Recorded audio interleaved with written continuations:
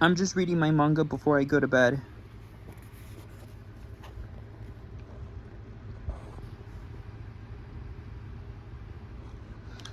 So, in this scene right here, Osaka asks what Yomi is holding, and she says it's a flaming hot chili croquette. And then Osaka says she can't handle it at all. And Yomi, she can't handle any spice foods. And Yomi asks her if she wants a bite. And she insisted. Well, Osaka said, well,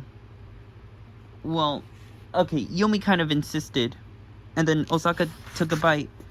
And then she made a huge face like she didn't like it. And then Osaka's like, oh my gosh, water, please.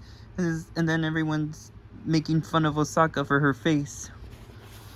And then apparently she has the hiccups.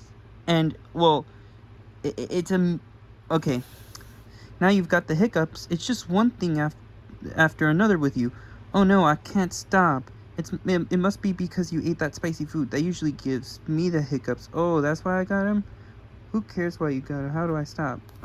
This is the meme that Osaka gets the hiccups, but this is the manga version of it.